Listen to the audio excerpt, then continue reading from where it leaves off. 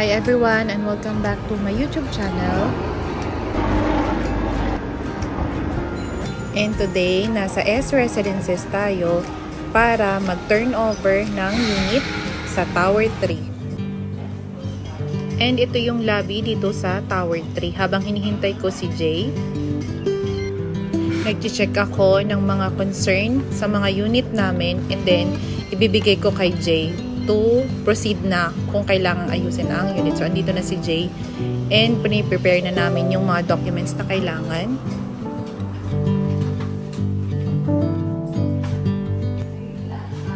Mostly pala sa SMDC, lahat ng mga 2 bedrooms is dulo siya, end unit. So, yung nandito sa mga middle is 1 bedroom. And pupunta kami dito sa pinaka dulo ng unit. So, dito yung elevator naman. So, didiretso lang kami. Yan. So, pinaka dulo. So, itong 2 bedroom is nasa wing B, Tower 3. Maganda yung view nito ng 2 bedroom. Makikita ninyo. So, W Mall agad.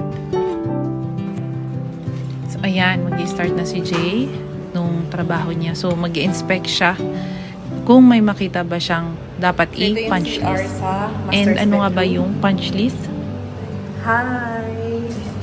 Ang ganda ng view mo dito sa bathroom, oh. Kaso napansin ko, puro gas-gas ang window. So, ipa-punch list natin siya. Dito sa master's bedroom, dalawa yung windows niya. Sa may left side, ito yon. And sa kabila is facing ng C Residences. So, mag-check kami kung ano yung, kung pwede nang i-accept or ipa-punch list yung unit. And paglabas mo naman, ito yung living room, dining, and sa side, ito yung isang bathroom. And so, chine-check na ni Jay ng mabuti yung grease trap kung may naglilik ba siya. Dito rin, mag-check ako sa may bathroom kung ano yung mga kailangan i-check. And sa kabila naman, ito yung isang bedroom. Ang maganda sa bedroom na to is may balcony siya. So, facing ng W Mall. So, yan yung W Mall, yung may yellow. And sa other side is yung Golden Phoenix. Next, dito naman tayo sa laundry area. Yes, may laundry area, yung 2 bedroom sa S Residences. So, dito nilalagay yung washing. Yan. So, dito, outlet.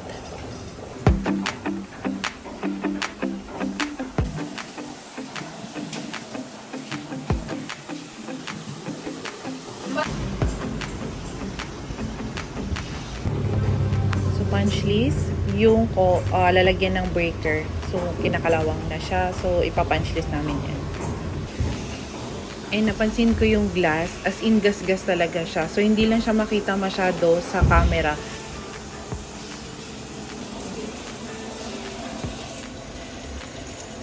Ang hang na kinakalawang na rin. So, papalitan din yun. Punch list din.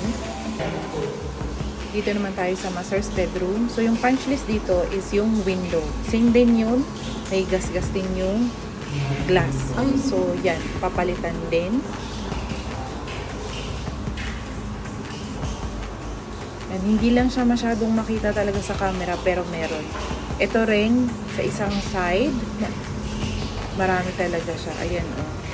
So, yun. So, hindi namin siya i-accept yung unit dahil marami siyang punch list.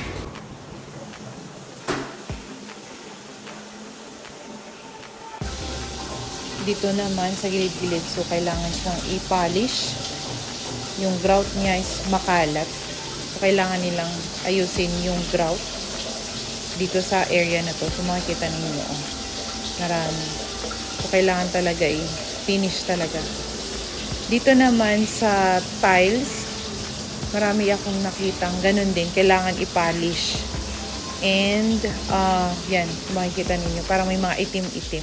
So, dito sa side na to nga is may kapak. Yan. So, isa din yan sa mga punch list.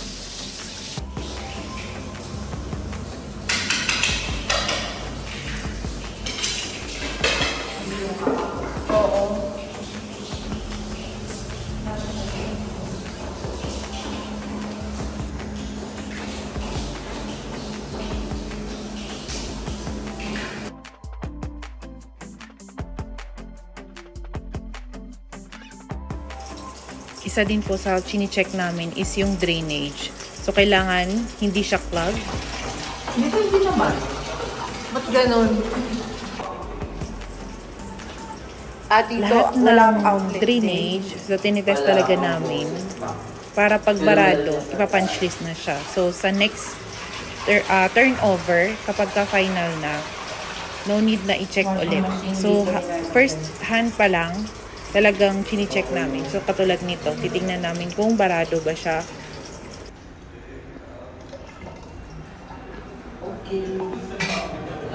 Good. Ako na, Jay. Ba't may marka?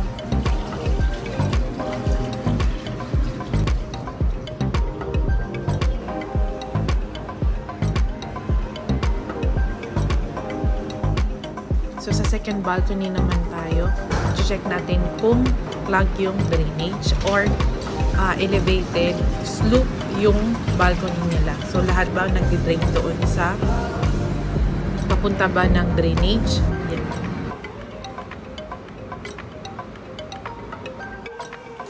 Yan. Napansin namin yung mga tiles, puro gas-gas siya. So, ipa-punch list ito. Yan o, titignan nila kung makukuha daw sa bapping, yung sinasabi nila, or papalitan yung tiles.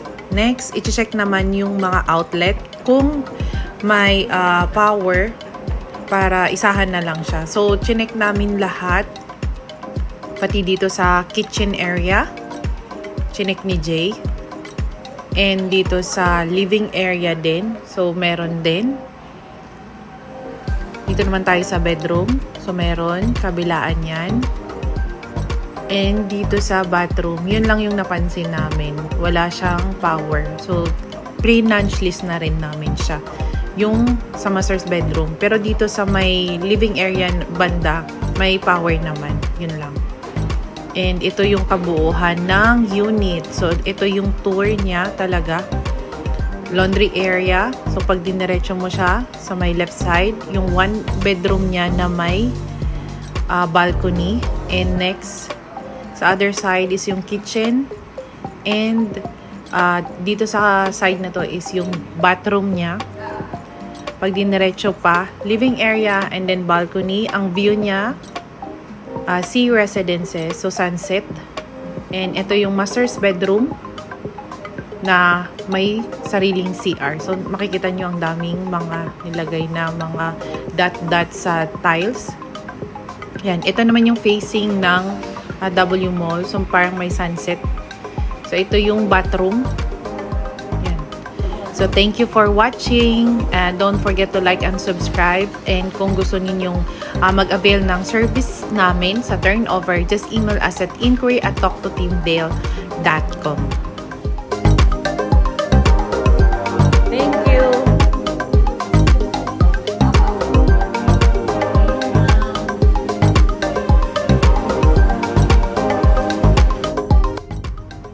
And balik na kami sa Shore 2 Residences. So, dun yung office namin sa Shore 2 Tower 1.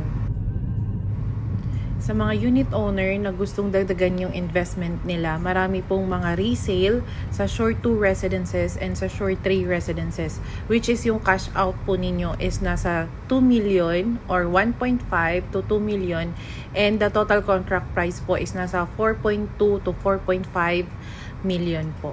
So, ito po yung transfer of rights. So, one day transaction lang siya sa SMDC. So, napaka-bilis lang po ng transaction ng transfer of rights or yung tinatawag nila na TOR.